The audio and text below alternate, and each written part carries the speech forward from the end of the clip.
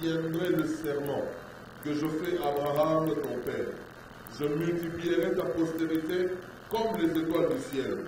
Je donnerai à ta postérité toutes ces contrées, et toutes les nations de la terre seront bénies en ta postérité. Wow. Parce qu'Abraham a obéi à ma voix et qu'il a observé mes ordres, mes commandements, mes statuts et mes lois. Et Isaac resta à Guérar. Lorsque les gens du lieu posaient des questions sur sa femme, il disait « c'est ma sœur », car il craignait en disant « ma femme que les gens du lieu ne le tuent parce que Rebecca était belle de figure ». Comme son séjour s'est prolongé, il arriva qu'Abimelech, roi de Philistin, regardant par la fenêtre, vit Isaac qui plaisantait avec Rebecca sa femme. Abimelech lui fit appeler et dit « certainement c'est ta femme. Comment as-tu pu dire c'est ma sœur ?» Isaac lui répondit, j'ai parlé ainsi de peur de mourir à cause d'elle. Et Abimelech dit, qu'est-ce que tu nous as fait? Peu s'en est fallu que quelqu'un du peuple l'ait couché avec ta femme, et tu nous aurais rendu coupables. Alors Abimelech fit cette ordonnance pour tout le peuple. Celui qui touchera à cet homme ou à sa femme sera mis à mort. Isaac s'aima dans ce pays, et il recueillit 7 années. Il recueillit 7 années. Oh, quelqu'un dit 7 années. 7 années. Je n'ai pas entendu quelqu'un dire 7 années. 7 années. Isaac s'aima dans ce pays et il recueillit 7 années le centuple, car l'Éternel le bénit. Cet homme devint riche et il alla s'enrichissant de plus en plus, jusqu'à ce qu'il devint fort riche. Il avait des troupeaux de menu bétail, des troupeaux de gros bétail, et un grand nombre de serviteurs. Aussi le Philistin lui portèrent-ils envie. Tous les puits qu'avaient creusés les serviteurs de son père, du temps d'Abraham son père, le Philistin le comblèrent et le remplirent de poussière. Et Abimelech dit à Isaac, va-t'en de chez nous car tu es beaucoup plus puissant que nous. Isaac partit de là et campa dans la vallée de Guérar, où il s'établit. Isaac creusa de nouveau le puits d'eau qu'on avait creusé du temps d'Abraham son père, et qu'avait comblé le Philistin après la mort d'Abraham. Il leur donna les mêmes noms que son père leur avait donnés. Les serviteurs d'Isaac creusèrent encore dans la vallée, ils trouvèrent un puits d'eau vive. Le berger de Guérar querellèrent le berger d'Isaac en disant, l'eau est à nous. Et il donna au puits le nom des secs, parce qu'il s'était disputé avec lui. Ses serviteurs creusèrent un autre puits, au sujet duquel on chercha aussi querelle, et il l'appela Sidna. Il se transporta de là et creusa un autre puits, pour lequel on ne chercha pas querelle, et il l'appela Rehoboth. Car, dit-il, l'Éternel nous a maintenant mis au large, et nous prospérerons dans le pays. Il remonta de là à Beersheba. L'Éternel lui apparut dans la nuit et dit, je suis le Dieu d'Abraham, ton père. Ne crains point, car je suis avec toi, je te bénirai, et je multiplierai ta postérité à cause d'Abraham, mon serviteur. Il bâtit là un autel, invoqua le nom de l'Éternel, et il dressa sa tente. Et les serviteurs d'Isaac y creusèrent un puits. Abimelech vint de Guérar auprès de lui, avec Ahuzat son ami, et Picol, chef de son armée. Isaac leur dit, pourquoi venez-vous vers moi, puisque vous me haïssez et que vous m'avez renvoyé des chevaux? Il répondit, nous voyons que l'Éternel est avec nous.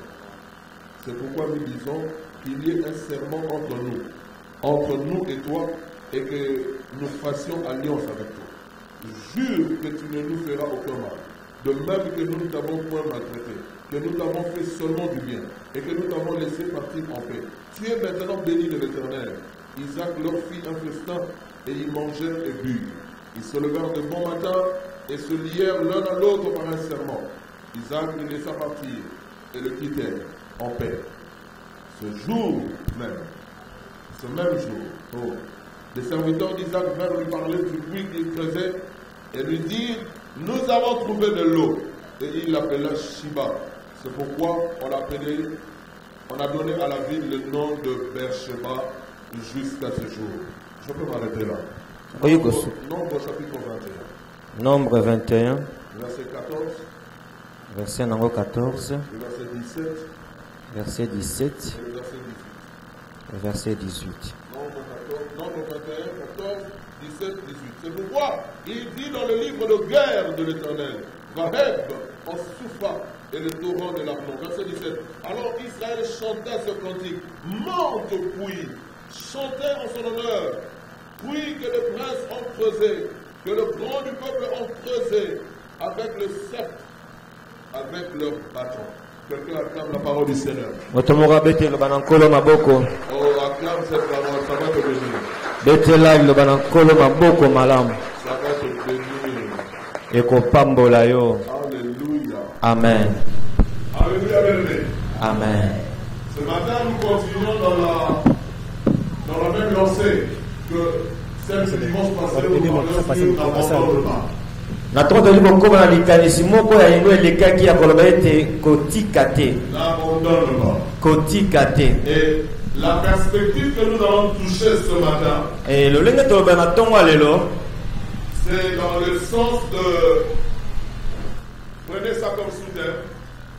zango lokola esuke ya moke, Rehoboth, Rehoboth, virgule, otie virgule, mystère de puits dans la Bible.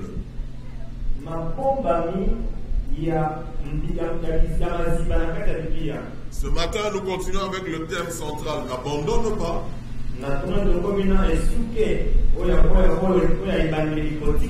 Mais le sous-thème, c'est Rehoboth, le mystère des puits dans la Bible.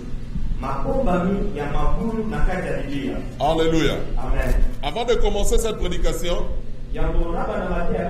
j'aimerais vous dire deux phrases.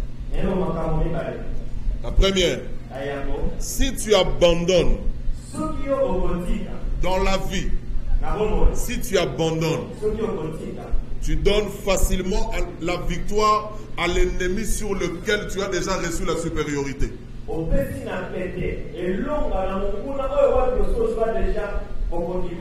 Si tu abandonnes, tu vas facilement céder la victoire à un ennemi qui t'est déjà soumis.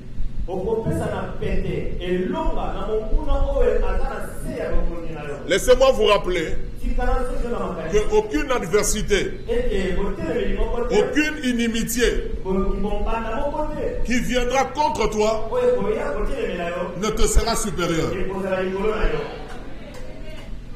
Aucune. Aucune.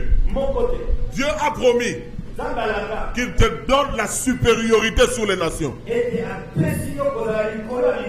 Dieu a promis qu'il fera de tes ennemis ton marchepied.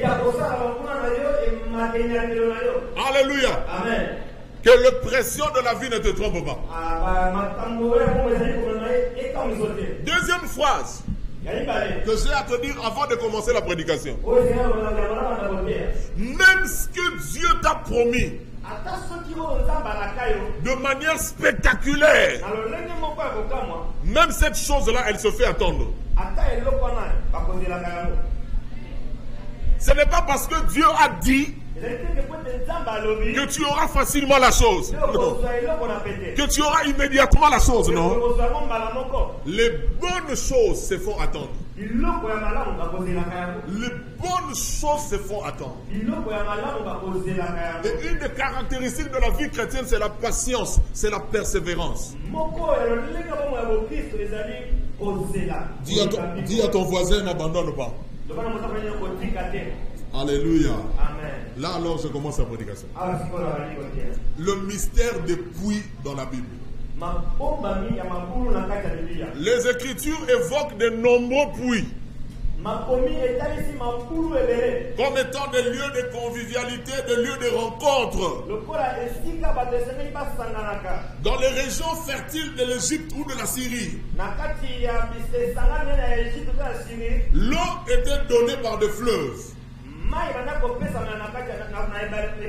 Vous avez étudié la géographie avec moi à l'école, même en 6e primaire. On nous a dit que l'Égypte est le don du Nil. Dans ce grand pays dépend de ce grand fleuve, le Nil, qui du reste traverse beaucoup d'autres pays. Le Nil ne se limite pas qu'en Égypte, non. Donc dans ce pays-là comme l'Égypte, Ils avaient la faveur d'avoir de grands cours d'eau, de grands fleuves. Et pour ça, ils n'avaient besoin que de faire des irrigations.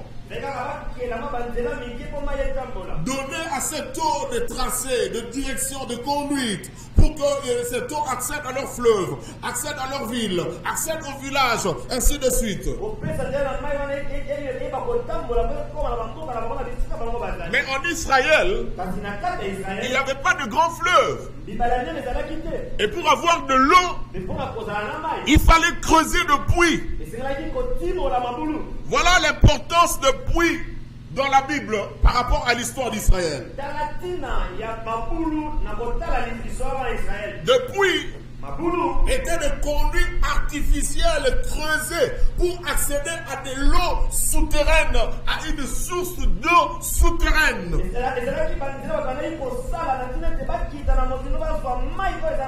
Donc on creusait des puits soit pour collecter de l'eau, comme nous le faisons aujourd'hui avec les eaux de pluie. On faisait des puits aussi pour entrer en contact avec une source souterraine afin que l'eau s'exfiltre d'elle-même à partir de cette source.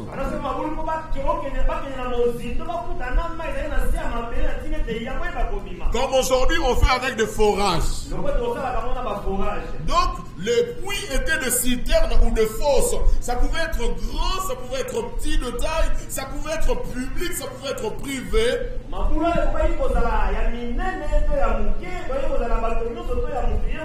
Le but c'était pour collecter de l'eau ou bien pour extraire de l'eau.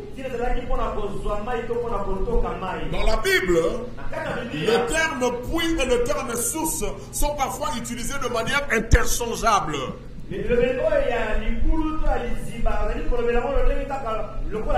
C'est-à-dire parfois quand on parlait des sources, on voulait parler d'un puits. Et parfois encore quand on voulait parler d'un puits, c'est au fait d'une source dont on voulait parler.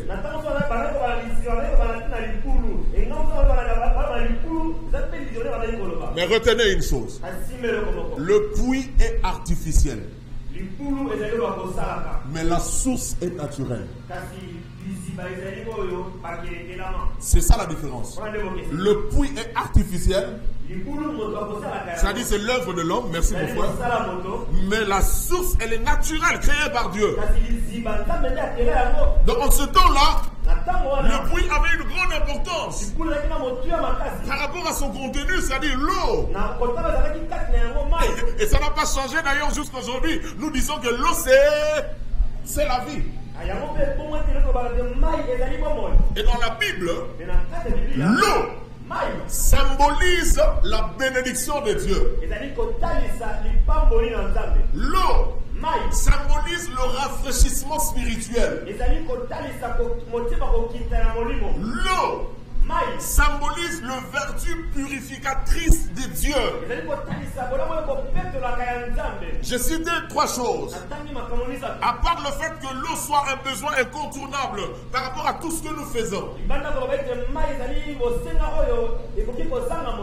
Nous disons que l'eau dans les symboliques bibliques, l'eau c'est le signe de la bénédiction de Dieu.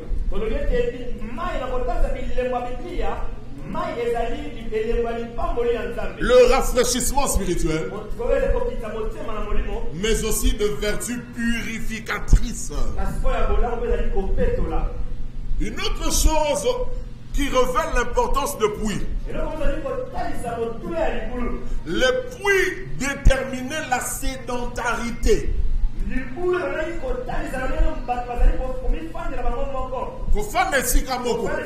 Mettons ainsi fin à la vie nomade.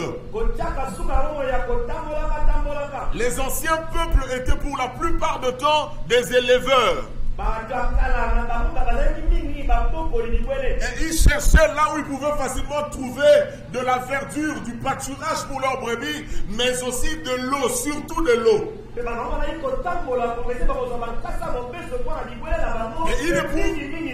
ils ne pouvaient pas s'installer quelque part où il n'y avait pas d'eau. Et de ce fait, ils allaient d'un coin à un autre.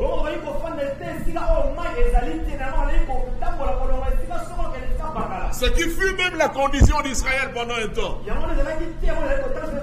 Bible dit qu'ils étaient peu nombreux. Très peu nombreux. Il allait d'un coin à un autre. D'une terre vers une autre. Mais l'Éternel n'a pas permis aux gens de les toucher. Il dit ne touchez pas. Ouais, j'arrive là. J'arrive là. Donc l'eau était importante dans le sens qu'elle favorisait la sédentarité.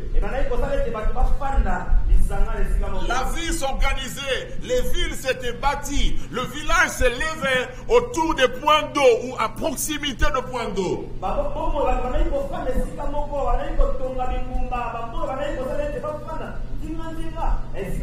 Une autre chose importante à savoir sur le puits, c'est que c'était souvent le travail de femmes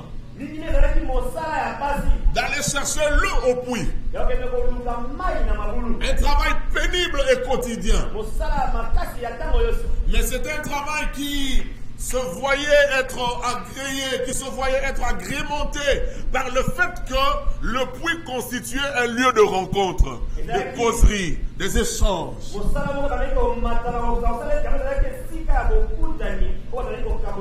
Donc le puits jouait un rôle social. Dans les régions arides en Orient, l'eau pouvait être considérée aussi précieuse que l'or. Voilà pourquoi il y avait des sujets de dispute autour de points d'eau. Et c'est ce qui d'abord, d'ailleurs, est le cas dans notre texte de Genèse 26. Mais déjà dans Genèse 21-25, vous verrez quelque chose de semblable. Une autre chose que vous devez savoir, que la possession des puits était héréditaire. Si c'est ton père qui a creusé ce puits, ce puits devenait un patrimoine familial. De père au fils, au petit-fils. Voilà pourquoi Isaac va creuser le puits de son père Abraham. Et le texte qu'on n'a pas encore lu, le texte de Jean 4 de la femme samaritaine, elle dira à Jésus, c'est notre père Jacob qui a creusé ce puits qui se trouve à Sichar, à Sichem ou à Naplouse.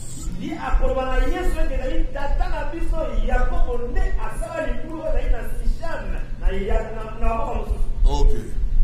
Là, c'était l'entrée des jeux. Maintenant, les choses sérieuses commencent.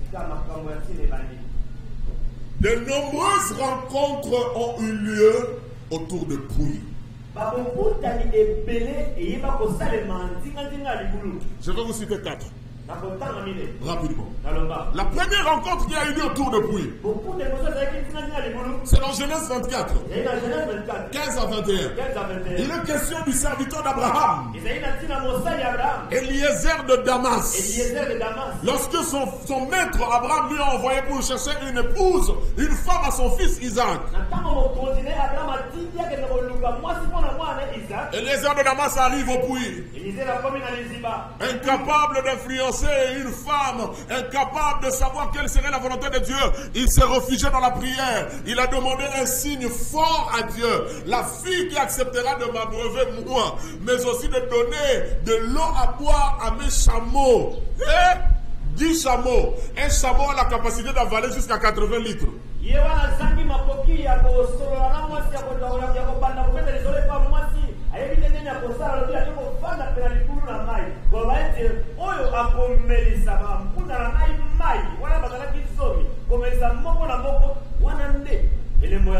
Non, le chameau c'est Camela. Et le chameau a la capacité de boire jusqu'à 80 litres d'eau. Le puits dont il est question, ce n'est pas le robinet. Il faut jeter quelque chose sous forme d'un récipient, comme un seau, voyez-vous, et retirer de l'eau. Je ne sais pas ça retire combien de litres, mais il fallait donner 800 litres, rien que pour le chameau. Maintenant, écoutez la beauté de l'affaire. Le serviteur d'Abraham n'a pas demandé à la femme de lui donner de l'eau pour le chameau. Il a dit à Dieu, la fille à qui je veux m'adresser pour me donner de l'eau à moi, mais qui acceptera de ne pas donner qu'à moi, mais aussi à mes chameaux, c'est cette fille-là qui sera la femme du fils de Mohamed.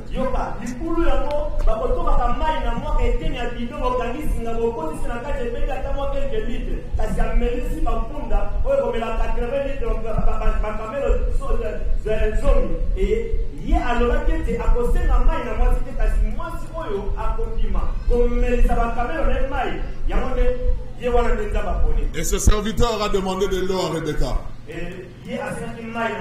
Rebecca a accepté de lui donner de l'eau, mais aussi a donné de l'eau au chameau, exactement comme les serviteurs avaient prié. Il y a une chose qui va sortir là. Deuxième rencontre qui a eu lieu autour de puits. C'est dans Genèse 29. Là c'est Jacob. Jacob arrive au puits. Et il trouve de jeunes filles. Jacob était perdu, il ne connaissait pas l'adresse exacte de la famille de sa mère, de son père. Dans la famille de Rebecca donc. Et Jacob arrive au puits. Et comme par bonheur, comme pour ne pas dire par hasard, comme par bonheur, c'est Rachel qui s'amène. Comme Rebecca, Rachel aussi est bergère. C'est là que Jacob tomba fou amoureux de Rachel. Et après beaucoup de peine, il finit par épouser cette fille. Aïe, aïe, aïe, aïe. Troisième rencontre dans le puits. Exode chapitre 2, 16 à 21. Bapangi, je ne comprends pas. Là c'est Moïse. Encore au puits. Elle rencontre les 7 filles de Réuel. Ces 7 filles étaient bergères. Tout comme Rebecca. Tout comme Rachel. Et elles aussi, elles sont bergères. Et là aussi, Moïse va attraper une femme. Parmi les 7, du nom de Séphora. My goodness.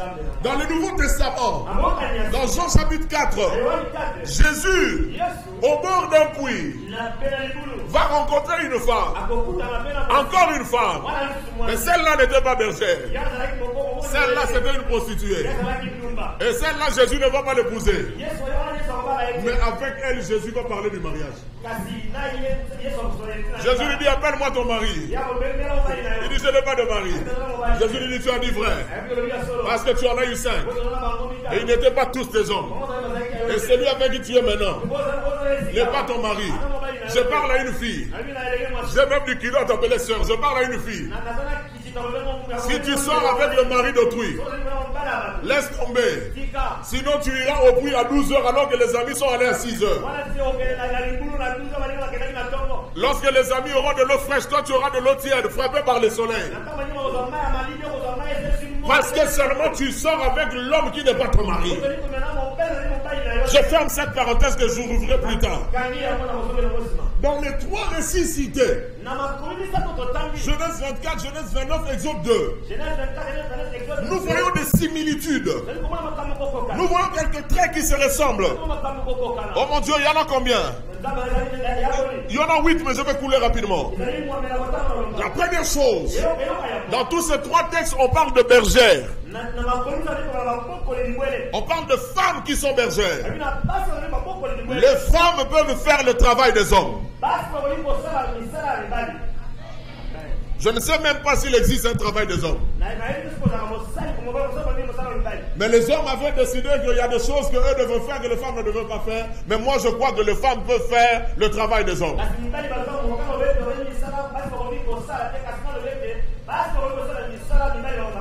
Même le ministère. Je dis même le ministère. Deuxième chose, dans chacune de ces histoires, il y a un homme, un étranger, qui surgit de nulle part. Le premier, c'est Eliezer de Damas, serviteur d'Abraham. Le deuxième, c'est Jacob. Le troisième, c'est Moïse. Je suis même tenté de prendre le 4e qui est Jésus. Troisième chose que j'ai trouvée dans ce texte. La rencontre entre le berger et ses inconnus se faisait comme qui dirait par hasard.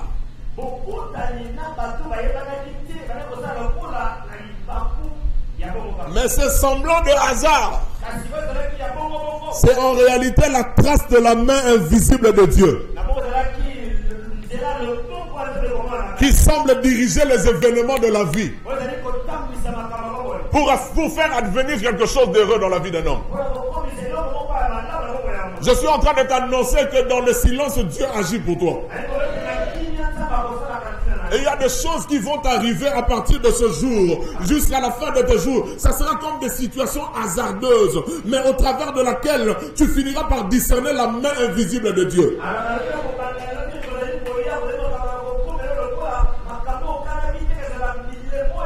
C'est cette main invisible de Dieu, quelque chose qui met en contact un berger, une bergère avec un inconnu.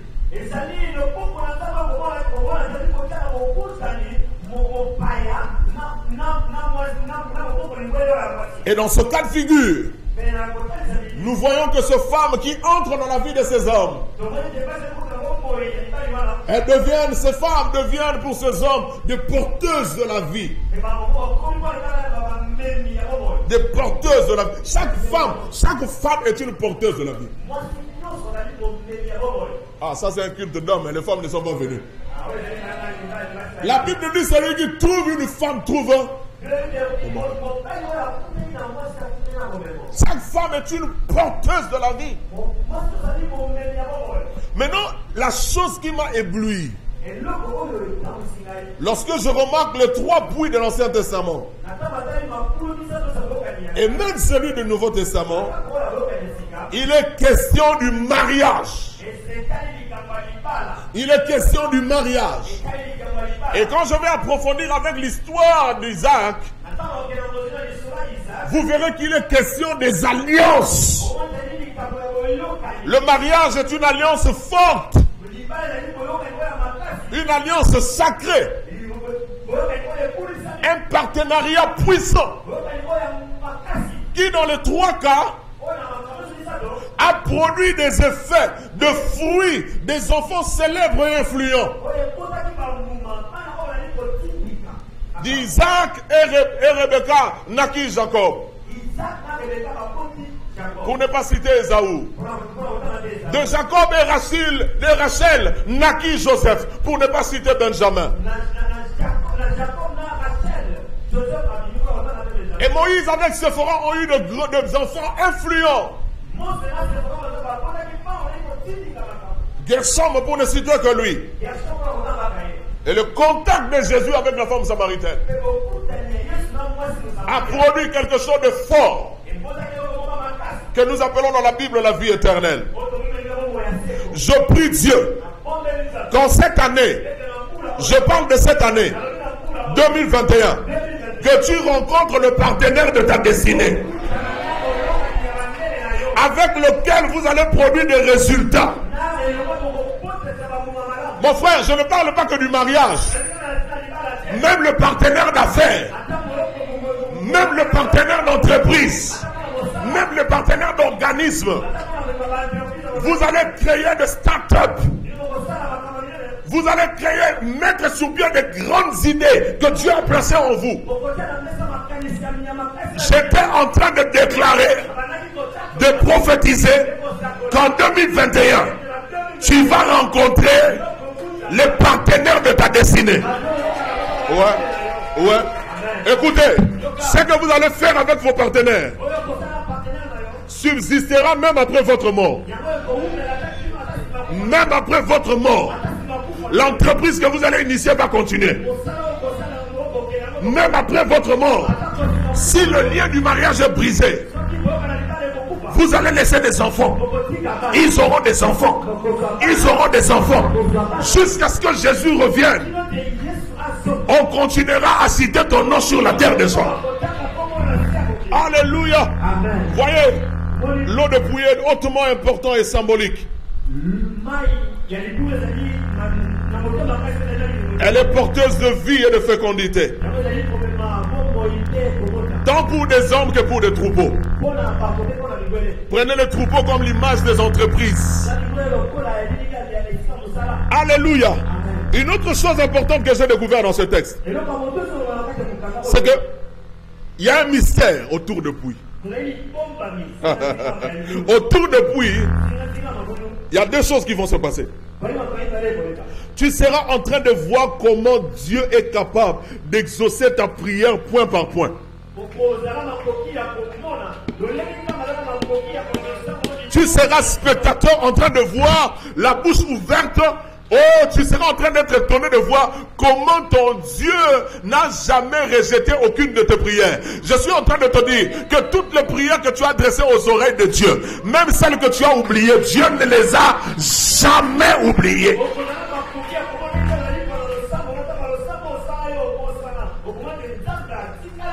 Oh, avant d'aller prier loin, je veux bénir quelqu'un. Eliezer de Damas a prié et le même jour sa prière a été exaucée. Je prie Dieu, en dépit des choses qui se font attendre, que certaines de tes prières soient exaucées le même jour. Soient exaucées le même jour. La Bible dit Eliezer de Damas a prié. Il a demandé à Dieu, la femme que je vais prendre pour mon maître doit me faire ça, ça, ça.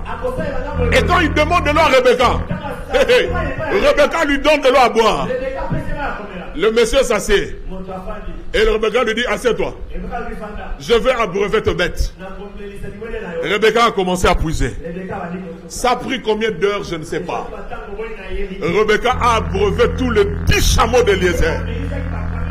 Eliezer était là étonné de voir combien Dieu peut accomplir exactement, point par point, ce que nous lui demandons par nos prières. J'ai oublié l'année, mais c'était avant 2005. J'ai manqué même une chaussure pour porter au culte. Je dis à Dieu, Seigneur, je suis ton serviteur. J'ai besoin d'une paire de chaussures. Je n'ai jamais, là, en cette année-là, depuis comment on m'a né, je ne me rappelle pas que j'ai eu à porter une chaussure. Quand je parle de chaussures, ça dit soulier. Peut-être quand j'étais bébé, hein, parce que là j'ai oublié. Bon, là j'ai oublié. Mais depuis que je suis conscient, je n'avais pas l'idée qu'une fois dans ma vie, j'ai eu à porter une paire de chaussures, souliers. Le catch, je portais.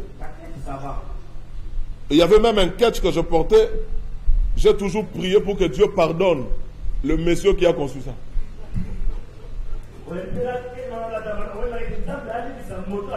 Donc il avait mis comme la mousse de matelas là à l'intérieur.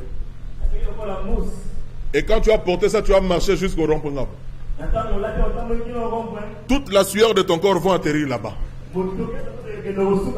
Maintenant enlève ça. Jette au fleuve.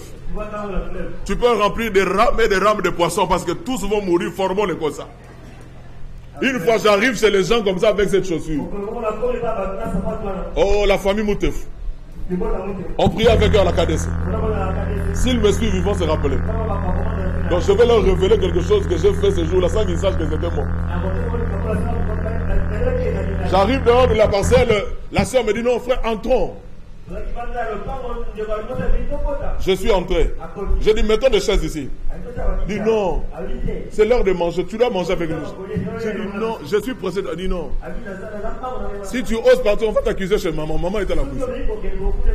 On l'aimait tellement, on l'appelait mère chef que je ne pouvais pas la décevoir.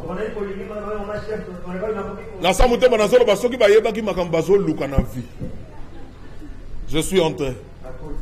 Quand je suis entré seulement, je me suis assis. La première personne qui est sortie de la chambre vers le salon, elle s'est écriée ah Bampou Koyo. Baponaka mukolo koku fate. Kaka mukolo biso to yambi bapa ya yoka solo pou. Zoka bazo bateke mpuku nde. Mupaya mutaye na ye. Na makon. My God. J'étais là, j'ai dit Seigneur, aide-nous à vite manger et à sortir de ces cadres. On a mangé, on est sorti. Je crois qu'ils ont senti la différence. Mais comme ce sont des choses que Dieu préserve les témoignages de ses serviteurs, ils ne pouvaient pas savoir que c'était moi. Ça, c'était une époque. Alors, il m'est arrivé de me manquer de chaussures. Alors, pas du tout. J'ai dit à Dieu, donne-moi une paire de chaussures. En tout cas, bien aimé, Il y a des témoignages dans ton cœur qu'on ne peut pas t'enlever. Peu importe les circonstances que tu pourras rencontrer après, lorsque tu vas ouvrir l'agenda de ton cœur, tu vas voir que Dieu a déjà eu à imprimer une marque.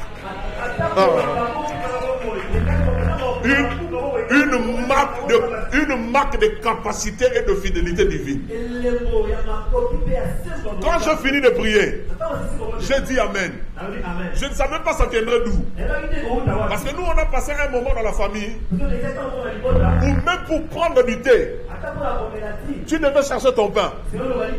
Ça dit mon grand frère, le papa de cette jolie fille qui est derrière là-bas. Mon grand frère, et vous faisiez le thé le matin. Du thé rouge, il laisse à la cuisine, que Dieu le bénisse. Donc là, ça te donne déjà un élan de foi. Il suffit que tu cherches un peu de sucre et un peu de pain, l'affaire est conclue. Voyez-vous dans cet état de choses, comment est-ce que tu peux demander une paire de chaussures à ton père? Heureusement qu'il y a un Père céleste. Lui, il n'est jamais à court de ressources. Lorsque ton Père sur la terre ne sait pas subvenir à ton besoin, il y a un Père dans le ciel. Je finis ma prière. Je dis Amen. Je ne demande à personne, le ciel me témoigne. Avant 2005, un jour, le jeune de la restauration était allé jouer au football au terrain de l'UPN. Moi, je faisais office de journaliste, donc de reporter de match. Et nous étions là, je jouais le rôle de Kaboulou. Et tout ça, on faisait l'animation. À la fin du match, on se faisait des accolades, on se saluait, tout ça. Maman Yuyu Mundeke, aujourd'hui pasteur et professeur, elle revenait de l'Europe. Elle est venue me voir avec un petit colis à la main. Elle me dit, frère Pichou, j'étais en Belgique. Dieu m'a dit de t'acheter une paire de chaussures. Je dis à Dieu, il a quelle pointure? Dieu m'a dit que tu choses 44. Je dis à Dieu, quelle couleur? Dieu m'a dit, le noir lui ira mieux. Et dans ma prière, j'ai demandé à Dieu une chaussure de couleur noire. Le ciel a établi une connexion avec l'Europe. Sans passer par le téléphone. Ni Facebook, parce que je n'en avais même pas. Le ciel a communiqué le message à une personne. Une personne sensible qui a capté le message, qui a exécuté le déshydratat du ciel. Et voilà un homme de prière qui est exaucé. J'annonce au nom de Jésus que les grands de ce monde auront ton numéro de téléphone. Les grands de ce monde auront ton nom dans leurs songes. Dieu leur parlera de toi. Ils vont te chercher. Ils vont te donner exactement ce que tu as demandé à Dieu. C'est que ton père biologique ne peut pas te donner. Dieu a des gens qui peuvent écouter sa voix et t'accorder ce que tu cherches. Voilà pourquoi je te crois que tu étudieras même si tes parents n'ont pas d'argent pour te faire étudier. Tu voyageras même si la famille n'a pas même la capacité de t'acheter un passeport. Nous dépendons du ciel. Nous avons un puits. Ce puits n'est pas souterrain. Il est céleste. Gloire à Dieu. Parce que c'est un puits céleste. Il a la forme inversée. Il ne retient point d'eau. Tout ce qu'il reçoit tombe sur nous. Et comme c'est un puits intarissable, tu es rassuré. Il y aura toujours une provision du ciel pour toi. Je suis venu dire à quelqu'un, tes prières seront exaucées le même jour. Je suis venu dire à quelqu'un, tu seras étonné de voir comment Dieu répond point par point ce que tu lui as demandé. Toujours dans le même contexte. Maintenant, inversement. Là, maintenant, je parle de Rebecca. Rebecca, c'est toi, c'est moi. Dans la vie, il t'arrivera de faire exactement ce que quelqu'un a demandé dans la prière. Quelqu'un est en train de chercher un partenaire. Quelqu'un est en train de chercher une partenaire. Que ce soit pour le mariage ou pour les affaires. Il a prié.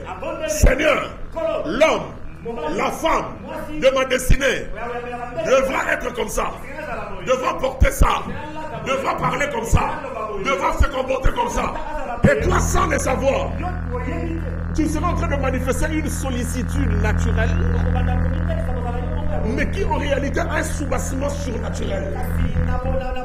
Et ta vie sera en train d'exécuter ce que quelqu'un a demandé dans la prière. Et au milieu de multitudes, c'est toi qui seras désigné. C'est toi qui seras choisi. C'est un mystère depuis. J'annonce que tu deviendras collaborateur de grands. En tout cas, c'est pour les gens du deuxième culte. Je reviens au deuxième culte. J'annonce que tu seras collaborateur de grands.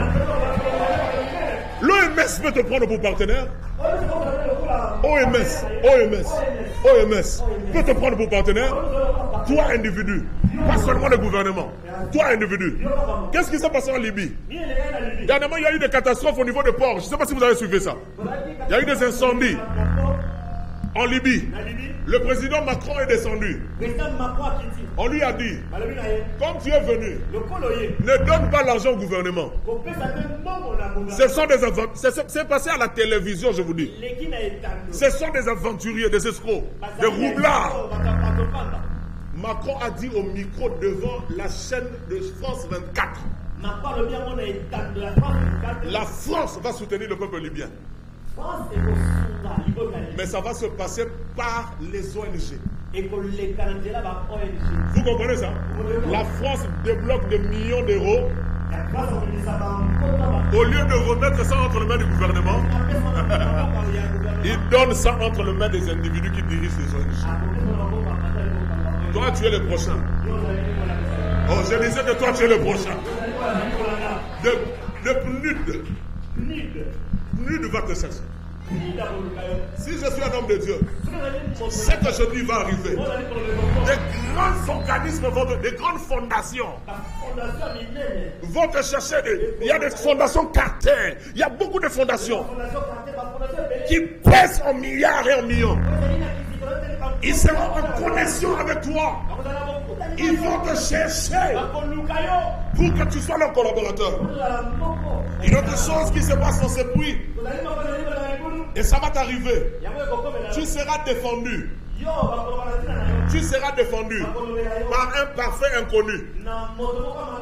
Exode 2. Moïse arrive au puits. Il est là comme spectateur. Il voit des bergers arriver, des 100 bergers. Et il voit encore de l'autre côté 7 filles d'une même famille venir, les filles de Réuel. D'habitude, oh, je bénis Dieu pour ta vie. D'habitude, les filles de Réuel rentraient à la maison en retard. Parce que les hommes leur disaient, les hommes d'abord, les hommes d'abord. Les hommes puisaient, et quand ils terminaient, c'est alors que les filles de Réuel pouvaient puiser de l'eau. Chaque jour, elle rentrait à la maison en retard.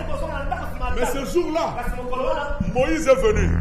Il dit, hey, vous attention, on vous a pas appris la galanterie? Les femmes d'abord. Aujourd'hui, moi je suis là. Ce sont les femmes qui vont puiser en premier.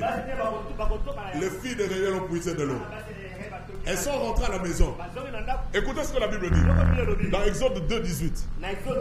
Quand elles furent de retour auprès de Réuel, leur père, il dit, pourquoi revenez-vous si tôt aujourd'hui? Hey! Pourquoi revenez-vous si tôt aujourd'hui? Oh non, il y a un homme, un étranger qui nous a défendu, c'est un Égyptien. Voilà pourquoi nous sommes rendus. Mais pourquoi vous l'avez laissé? Invitez-le. On va l'inviter, il va manger, il sera nourri, on lui propose du travail, et on lui donne même une femme à marier, et la vie continue pour lui. Hey. Là, c'est pas mon problème. Là, c'est pas mon problème. Mon problème, et c'est une prophétie que j'annonce sur ta vie, c'est une parole de gloire qui va s'attacher sur toi à partir de maintenant. J'annonce, à partir de ce matin, un cycle d'injustice s'arrête sur toi. Je parle de cycle d'injustice. Si on t'a toujours désavantagé, si tu as toujours subi des injustices, ce matin j'annonce que ce cycle est brisé au nom de Jésus-Christ. Je dis que ce cycle est brisé au nom de Jésus-Christ. Alors j'annonce la saison des rencontres, la saison des connexions avec des personnes providentielles, des personnes que Dieu a prévues pour venir t'aider. Dans chaque histoire de crise dans la Bible, Dieu envoie toujours des personnes que j'appelle des agents de prospérité, les agents du progrès. Ces gens, quand ils viennent dans la vie, ils viennent donner aux autres la possibilité d'avoir de facilité là où les choses étaient compliquées. Ces gens-là arrivent pour toi. Et parfois Dieu utilise ses enfants pour jouer ses rôles. Dieu a utilisé des juges dans la Bible pour jouer ses rôles. Dieu a envoyé Joseph en Égypte pour jouer ses rôles. Dieu a envoyé Moïse vers les Hébreux pour jouer ses rôles. Dieu a envoyé Boaz dans la vie de Ruth et Naomi pour jouer ses rôles.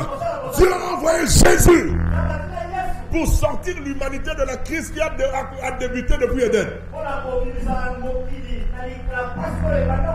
À chaque moment de crise, Dieu envoie une personne providentielle. La Bible a raison d'appeler Dieu notre fontaine, notre puits. Dans Zacharie 13:1, dans Zacharie 14:8, et dans Jean 4, Jésus lui-même se présente comme un puits. Il propose une eau. Il dit, celui qui boira de mon eau, il aura une source qui va jaillir en lui jusqu'à dans la vie éternelle. Ce matin, par ta foi, tu seras connecté à ces sources.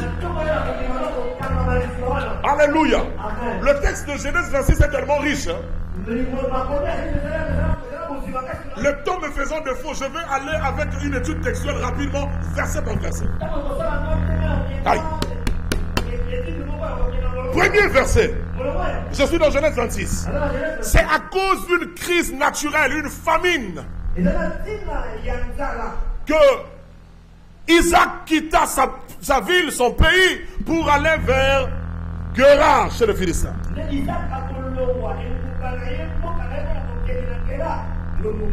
Mais écoutez le verset 2. Et par ce verset, nous comprenons, s'il a quitté sa ville vers un autre lieu à cause de la famine, finalement, ça sera par une révélation qu'il va séjourner dans cette ville.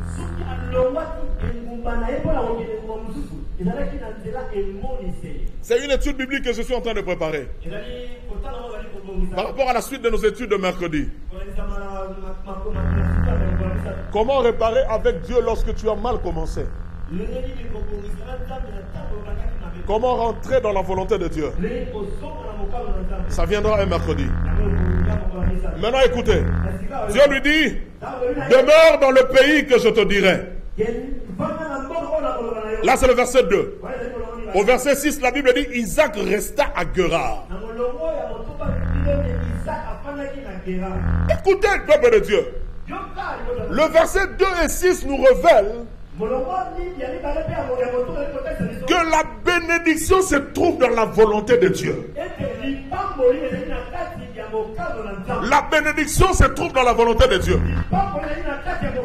Voici des choses que j'ai découvertes dans cette portion de 4 ou 5 versets. 2 à 6, 5 versets.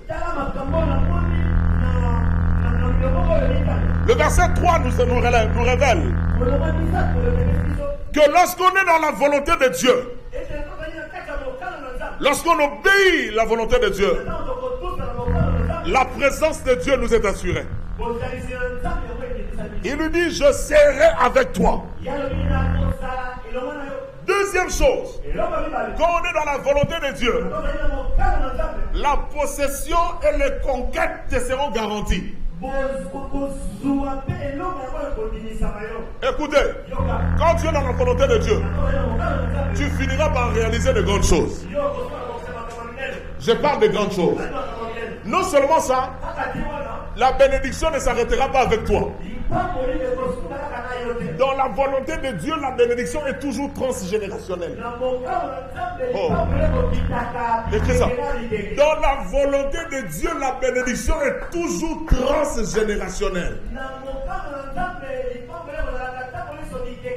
Merveille, note ça dans les commentaires. Dans la volonté de Dieu, la bénédiction est toujours transgénérationnelle. Donc, parce que tu as obéi à Dieu, le cycle de malédiction de ta famille s'arrête sur toi. Oh mon Dieu, je crois que les gens qui seront bénis viendront au deuxième culte. Je suis en train de dire, ton obéissance à Dieu met fin au cycle de malédiction qui était prononcé sur tes arrière grands-parents. Et toi, tu deviens une source qui va se déverser sur tes descendants. Dieu est bon. Quand un homme lui obéit, quand tu obéis à Dieu, ta vie à toi-même ne suffira pas pour contenir toutes les bénédictions de l'obéissance. Il y aura ce qu'on appelle en armée le dommage collatéraux. C'est-à-dire lorsqu'on a ciblé un ennemi, on lance une missile à partir d'un drone. Il y a possibilité que les innocents meurent autour de cet endroit. La cible est atteinte, mais les innocents aussi en payent de leur vie. Ça sera pareil avec la bénédiction. Quand tu as obéi à Dieu, tu ne sauras pas toi-même suffire à recevoir toute la bénédiction de Dieu. Ça sera trop grand pour toi. Il y a des gens autour de toi qui n'ont pas consenti au même sacrifice, qui seront bénis de la même bénédiction. Aïe, aïe, aïe, aïe, aïe. Aïe, aïe, aïe. Je déclare que tes enfants sont bénis. Tes petits-enfants sont bénis. Oui, mes enfants ne vivent pas dans les mêmes conditions que moi. Non. Mes enfants mangent les choses que moi j'ai mangées après 35 ans d'existence. Moi, ma mère rentre de là où elle était, elle t'amène la pomme. Ah, tu as ressuscité un mort ou quoi? C'est quel miracle que tu as fait? Même bonbon. Non. Faut pas attendre ça de MK, non. Bonbon. Il te donne l'essentiel. Tu prends le foufou, c'est tout. Tu vas à l'école, c'est tout. À pied ou comment, c'est pas le problème essentiel. Tu vas, tu reviens. Alléluia. Amen. Mes enfants étudiaient sur la même avenue où on habitait. Il y a des fois où je disais au chauffeur, monsieur, va accompagner mes enfants à l'école. Même avenue. Quand je pense à ma misère, à l'absinthe et au poison, quand mon âme s'en souvient, je dis, les bontés de l'Éternel ne sont pas renouvelées. Alléluia. Tes enfants ne connaîtront pas la misère que tu as connue. Tes enfants n'étudieront pas dans les mêmes conditions que les tiennes. Non, je crois à mon Dieu. Mes enfants ne feront pas l'université au pays. Non.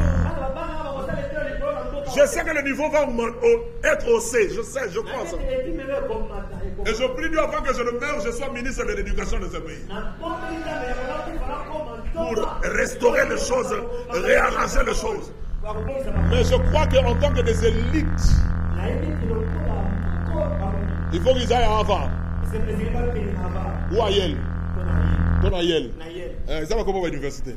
Yale. Dis après moi Yale.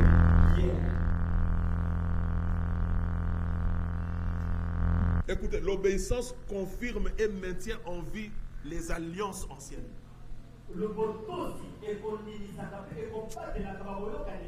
Verset 3. L'alliance que Dieu a faite avec Abraham, elle est confirmée et maintenue par l'obéissance d'Isaac. Et Dieu dit qu'il maintiendra son alliance jusqu'à 1000 générations. Les promesses que Dieu a faites à ton père ou à ta mère qui priaient, même s'ils sont décédés, Dieu ne les a pas oubliés. nous, leurs enfants, nous pouvons en bénéficier. Alléluia. Dieu promet la multiplication. Toujours dans le verset 2 à 6. L'obéissance fera de ta postérité une source de prospérité pour les nations.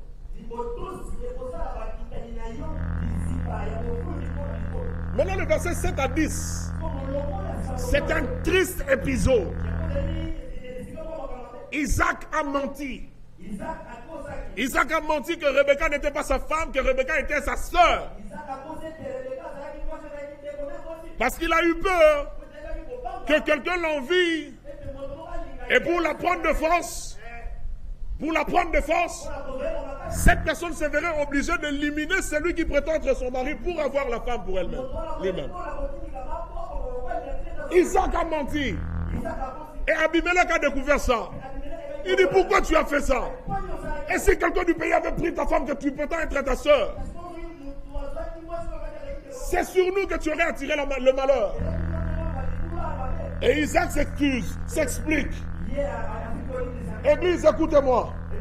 Je suis au verset 11. Le mensonge ne te donnera jamais ce que la vérité peut te donner. Jamais. Parce que quand Isaac a dit la vérité à Abimelech, au verset 11, Abimelech prend un décret. Il dit à partir d'aujourd'hui, celui qui touchera cet homme ou à sa femme va mourir. J'annonce à l'église que notre obéissance active le décret divin prononcé en notre faveur. Oh, il y a des décrets divins qui sont prononcés en notre faveur. Et ces décrets sont activés lorsque nous obéissons à Dieu. Lorsque nous marchons dans la vérité. La Bible dit ne touchez pas à mes rois. Ne faites pas du mal à mes prophètes. C'est un décret qui est là pour toi. Celui qui vous touche à la prunelle de l'œil de Dieu. C'est un décret divin prononcé en ta faveur. Ton obéissance fera que le décret divin qui est prononcé en ta faveur s'exécute et s'active. Je prie Dieu que chacun de nous marche dans l'obéissance et dans la vérité. Lorsque tu obéis à Dieu, tu vis dans sa volonté. Tout ce que tu fais finira par marcher. Tout ce que tu fais finira par marcher. La Bible dit que tout travail procure l'abondance. Tout ce que tu fais finira par produire. Finira par marcher. Alléluia. Oh, le verset 13, 12 à 14. 12 à 14. 12 à 14. Là, c'est une bombe. La Bible dit, Isaac s'aima. Cette année-là, il recueillit au centuple. Je m'arrête là au verset 12. Je déclare sur toi, en cette année 2021, tu dois récolter quelques semences que tu as eu à placer dans la vie. Non, tu ne me donnes pas un amen convaincant. Je suis en train de dire le bien que tu as fait quelque part. Que cela te soit retourné. Que Dieu te récompense pour ça. La fidélité dans la dîme. La contribution à l'œuvre de Dieu. Ta façon de soutenir les œuvres de Dieu. Tu as déjà secouru les orphelins. Tu es déjà allé visiter les malades à Mama Yemo. Comme Isaac, tu dois recueillir, tu dois moissonner en cette année-ci, là où tu as semé. Écoutez le verset 13. La Bible dit, cet homme est devenu riche. Il allait s'enrichissant de plus en plus, jusqu'à devenir fort riche. J'annonce le niveau de richesse que tu as déjà connu dans ta vie. C'est le niveau le plus faible de ta richesse par rapport à ce qui t'arrive. Je n'ai rien inventé.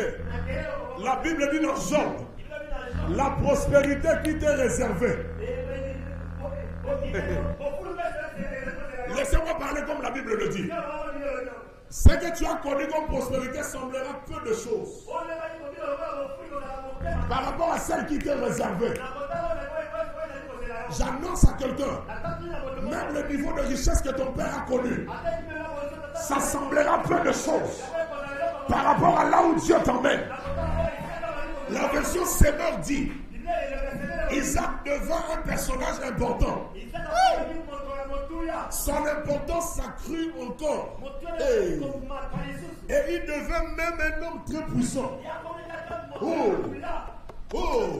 Et tout ça sur une terre étrangère, loin de son pays. Et il y a un gars qui a dit dernièrement que tous les Congolais de la diaspora doivent rentrer, sinon ils vont devenir esclaves à partir du 15 février.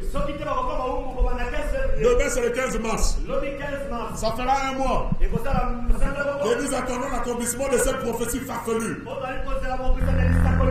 La Bible dit que nous avons la possession de partout où foulera la plante de nos pieds. Les Congolais chrétiens ne peuvent pas être étrangers, ne peuvent pas être esclaves parce qu'ils sont en France. Jamais. Jamais. Les Congolais chrétiens ne peuvent pas être esclaves parce qu'ils sont en Turquie, en Grèce, en Chine, en URSS. Jamais. Comme Isaac, partout où nous serons, parce que c'est Dieu qui nous a conduits, nous allons prospérer là. Nous allons prospérer là. Nous deviendrons des personnages importants. Je vois des Congolais siéger dans des conseils communaux.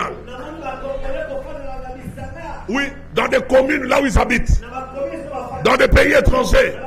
Je vois des Congolais chrétiens devenir même des députés nationaux dans des pays où ils habitent. Oui, de personnes importantes et puissantes. Tu n'es pas un bon à rien. Tu es une personne importante. Et ça, tu dois le savoir. Le verset 15 va révéler quelque chose qui va me pousser à prophétiser sur toi.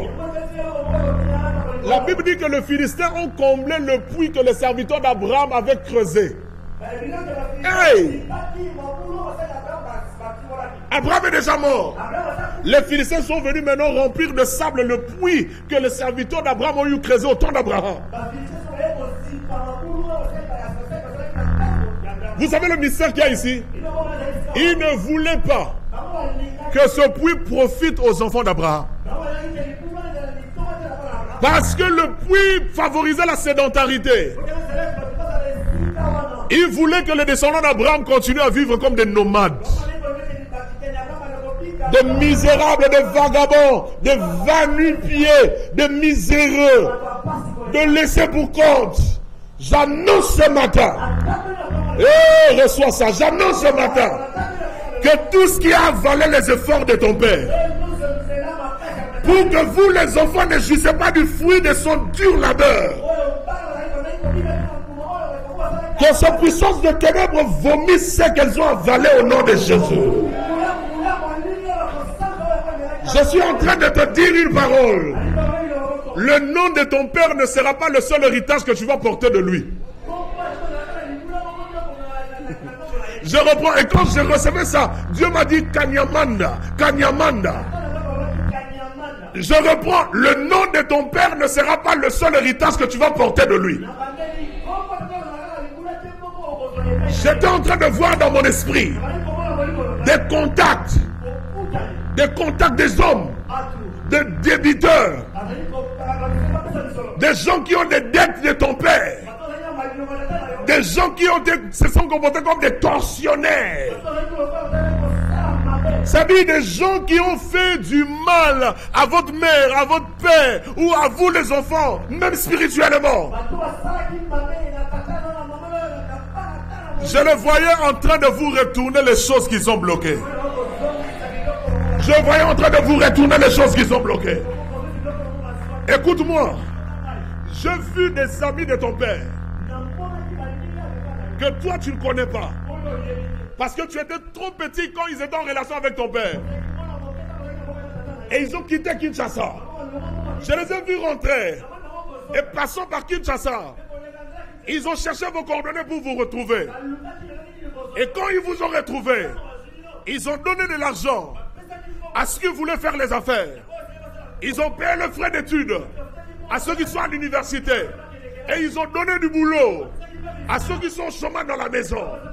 Je voyais ces choses pendant que je priais hier et ce matin. Et je déclare Au nom de Jésus, que tous les puits de ton père qui ont été comblés, afin que vous, les descendants, vous ne profitiez pas du contenu du dur labeur de ton père, de votre père. Ces puits sont en train d'être creusés de nouveau au nom de Jésus. Ils sont en train d'être creusés de nouveau au nom de Jésus. Isaac est devenu tellement riche que son bonheur a effrayé les Philistins. Ils l'ont chassé de là. Ils l'ont chassé de leur pays. Mais Isaac savait que Dieu lui a dit de ce journée-là. Donc il ne pouvait pas aller plus loin. Il a quitté le centre-ville. Il est allé s'installer sur la vallée. La vallée de Guérard. Celui qui marche avec Dieu, il marche avec la bénédiction partout. Placez-le dans le désert. À cause de sa présence, le désert va fleurir. Placez-le sur une vallée. À cause de sa présence, la vallée sera remplie d'eau et de verdure. Celui qui marche avec Dieu, il se promène avec sa bénédiction partout. Isaac fut un bosseur, un travailleur. Verset 18 à 22. Il travailla dur. Il creusa le puits de son père. Et l'eau sortit. J'annonce sur toi. Tu réussiras là où ton père a échoué. Tu réussiras là où ton père a échoué. Deuxième déclaration. Tu iras au-delà de limites de ton père. Ton père a fait quelque chose. Tu iras au-delà de ses limites.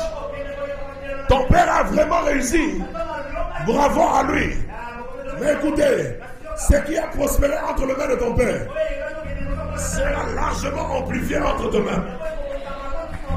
Dieu apparaît à Isaac pour lui confirmer l'alliance et pour le fortifier. Que Dieu te fortifie ce matin au travers de ces paroles. Que Dieu te fortifie en cette semaine.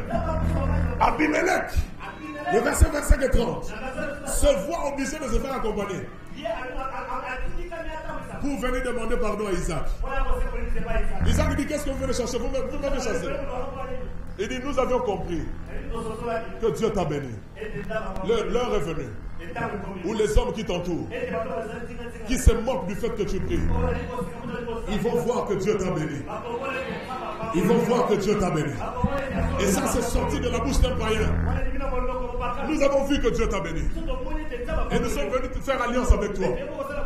Pour que tu nous jures que tu ne feras jamais du mal. Ni à nous, ni à nos enfants. Isaac le leur jura. Tes ennemis te feront allégeance. Dieu a promis. Dans Jérémie 15, 11. Il dit certes, tu auras un avenir heureux. Et je forcerai. C'est Dieu qui parle. Il dit je forcerai l'ennemi à t'adresser ses supplications.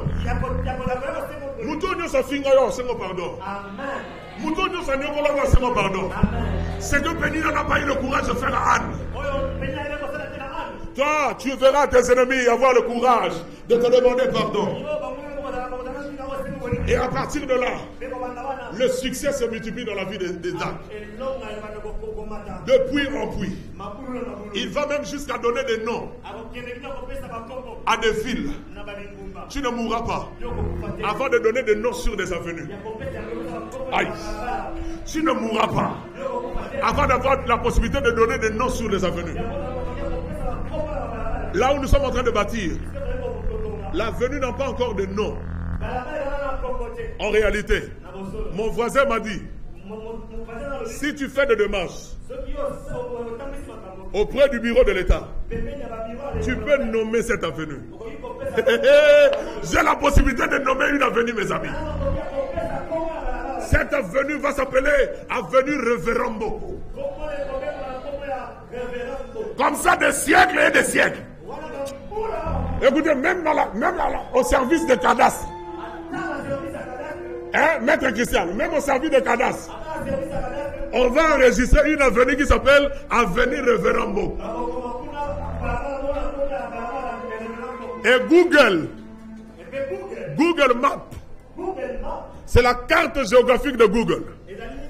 sera obligé d'enregistrer dans son système le nom de Avenir Révérend Mboko. Hein, voisin? Avenir Révérend Mboko. Et désormais, quand tu vas taper sur Google Maps Mboko, parmi les réponses, il y aura aussi l'avenue.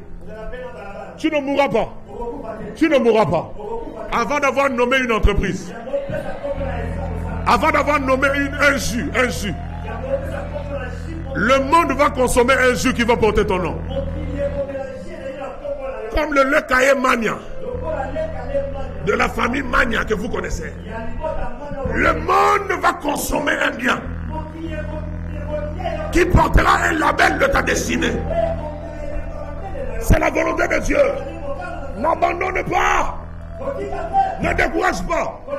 Dans la vie, il y a deux catégories d'ennemis. Hey. La première catégorie, ce sont des dépouilleurs. Eux, ils voudront avoir tout ce qui est à toi. Ce sont des pilleurs. La deuxième catégorie d'ennemis sont des destructeurs. Eux, ils ne voudront pas que les gens disent qu'ils ont quelque chose qui t'appartient. Et tout ce qu'ils veulent, que tu n'aies rien. Ils détruisent tout. Je déclare ce matin que ces deux catégories d'ennemis, les dépouilleurs et les destructeurs, ils ne pourront rien contre toi. Leurs œuvres ne prospéreront pas contre toi. Au nom de Jésus, Isaac avait une mentalité tenace. C'était un jusqu'au boutisme. Il a creusé le premier puits qui s'appelle Essek. Parce que ça veut dire dispute. On lui a disputé ce puits. Les Philistins lui ont dit, ce puits est à nous. L'eau est à nous. Il leur a laissé ça. Il leur a laissé ça. Les ennemis voudront te dépouiller de tout ce qui est à toi. Ils vont brandir de toi farfelus. Ils iront dans les cours et tribunaux spirituels et physiques pour vouloir te ravir ce qui est à toi. Bien-aimé, on t'a pris ce qui est à toi. Ne baisse pas le bras. N'abandonne pas. Continue. Continue. Beaucoup se sont arrêtés à Essek. Et ils sont devenus de pleurnichards. Ils font des complaintes, des jérémiades. Ils se plaignent.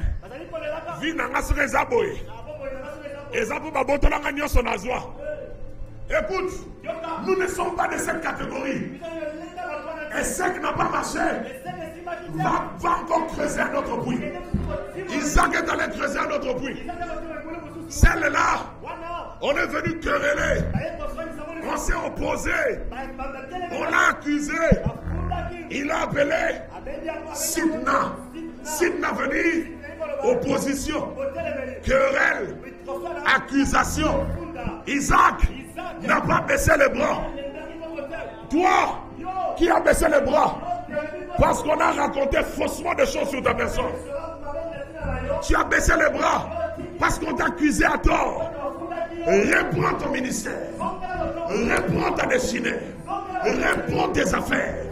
Reprends le courage et l'envie de t'engager pour le mariage.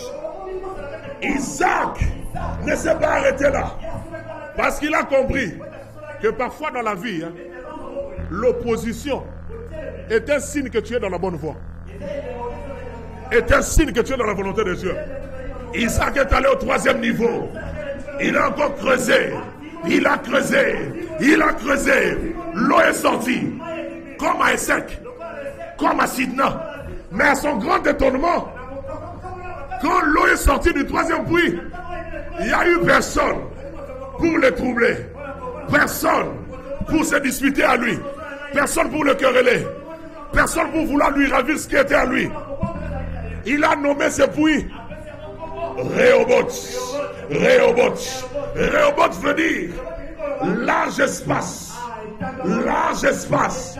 Quand je fais ça, je vois en esprit l'église de la restauration posséder un terrain 5 fois plus grand que cette parcelle. 5 fois plus grand que cette parcelle. Rehoboth veut dire large espace. Être mis au large. Rehoboth veut dire prospérité. Rehoboth veut dire progrès. Mes amis, il existe un niveau de la vie où il sera impossible que personne, que quelqu'un s'élève pour se contester tes capacités, ton appel, ton onction, tes habilités, tes résultats, ton droit de propriété sur quelque chose. Je suis en train de dire à l'église, il y a un niveau dans la vie, où tu vas entrer et autour de toi, aucun ennemi ne sait t'embrouiller, ne sait ouvrir sa bouche pour te faire du bruit aux oreilles. Et ce niveau t'arrive. Quand j'ai consulté le dictionnaire Strong pour voir la définition des robots, j'ai crié dans mon bureau. Robot, en hébreu, c'est un mot, mais prononcé à 2 reprises. Rehoboth, c'est un nom pluriel, mais on ne met pas S. Hey, on ne met pas S. On est obligé de prononcer le nom 2 fois. Les Hébreux, Isaac, quand il a nommé ce puits, il a dit 2 fois Rehoboth. On ne prononce jamais Rehoboth 1 fois en hébreu. On le prononce 2 fois. Je suis en train de voir arriver sur ta vie une bénédiction plurielle. Une bénédiction plurielle. Ça ne sera jamais un. S'il y a une chose que tu auras seulement en termes de 1, ça sera mari ou femme. Là, ça sera 1. Mais pour le reste, rien de toi ne sera au singulier. Dieu va multiplier. Au fait, Rehoboth veut dire en anglais streets, ways, c'est-à-dire les avenues, les voies. Tu auras un accès large. Tu auras la facilité de réaliser beaucoup de choses. Parce que Dieu a décidé de t'amener au puits de Rehoboth. Et mon Dieu est en train de multiplier tout ce qui est à toi. Écoute-moi, tout combat a un délai. Tout combat a une date d'expiration. On ne te combattra pas toujours. L'heure vient, elle est déjà venue, où les disputes, l'opposition, les accusations vont laisser place à la table que l'Éternel va dresser en face de tes ennemis. Il va oindre l'huile sur ta tête, l'huile de faveur, et ton œuvre, tout comme ta vie, seront éternelles. Vos ennemis seront des spectateurs impuissants en face de ce que Dieu sera en train d'accomplir dans votre vie. J'annonce un seul espace, que ce soit un endroit, une parcelle ou même un compte bancaire, ne saura pas contenir tout ce que Dieu t'a donné. Tu auras un compte en banque à Robank, tu auras un compte en banque à Equity Bank, tu auras un compte en banque, tu en auras partout. Parce que même selon les normes financières, seuil de montant que tu ne peux pas avoir dans un seul compte. Et parce que ta richesse va dépasser ce seuil, tu auras donc besoin d'autres comptes bancaires où seront logées toute la richesse que Dieu va te donner. Parce que en Jésus, tu as bu aux sources qui font de toi un puits, une fontaine qui ne tarit jamais. J'annonce que tu vas t'étendre, tu vas t'élargir, tu vas t'épanouir, tu vas te moquer de ton présent, tu vas te moquer, tu vas rire de ton passé. À une certaine période de ma vie, j'achetais le poisson salé qu'on appelle Gibolabola. Ouais, ça a sorti de Tumbango en intendance parce que solo. J'appelais ça qui bosse. Je pouvais acheter ça. Il y en avait parfois qui avaient la possibilité de se fermer comme une enveloppe. Et quand j'achète ça, na tumbiango, na bukigango, na chango na poche, nzela, na zodoko naga, na zoliaga, tosakana na baninga, ngana kataka munsambu na poche, na olia. Quand je pense à ça, aujourd'hui, posez la question à ma femme. Je ne suis plus fan de poissons salés. Mon Congo que je suis. Je ne suis plus fan de poissons salés. Je crois que j'ai mangé suffisamment le quota de poissons salés pour toute une vie. Maintenant, je passe à autre chose. Bien-aimé, ton présent va te faire rire demain. Ton présent va te faire rire demain. Tu vas chanter comme les enfants d'Israël. Monte puis. Lancez des acclamations. Le puits que les princes ont creusé avec leur sceptre.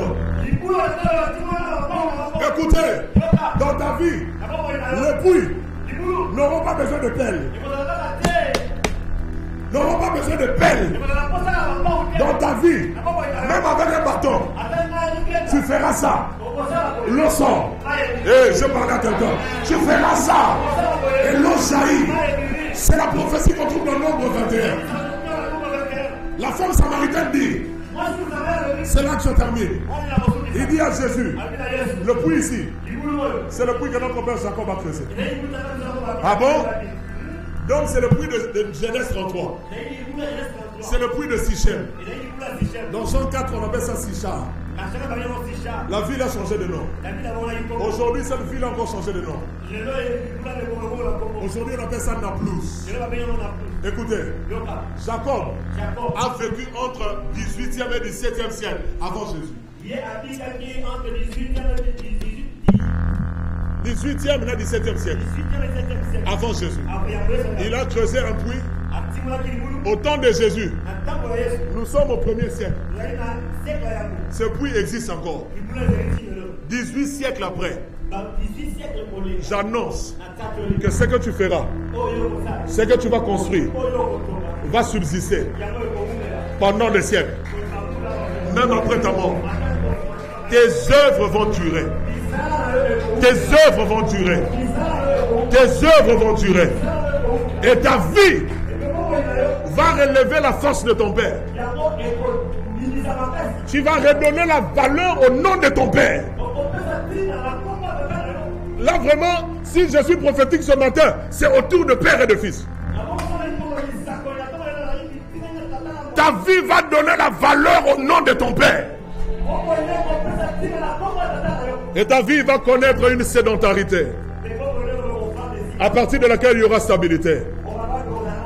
Je ne te donne pas de point de prière. Lève-toi sur tes pieds. Commence à prophétiser sur toi. Après, moi, je vais prier pour toi. Acclame pendant que tu pries. Commence à prophétiser sur ta vie. Prophétise sur ta vie. Prophétise sur ta vie. Prophétise sur ta vie. Prophétise sur ta vie. Déclare.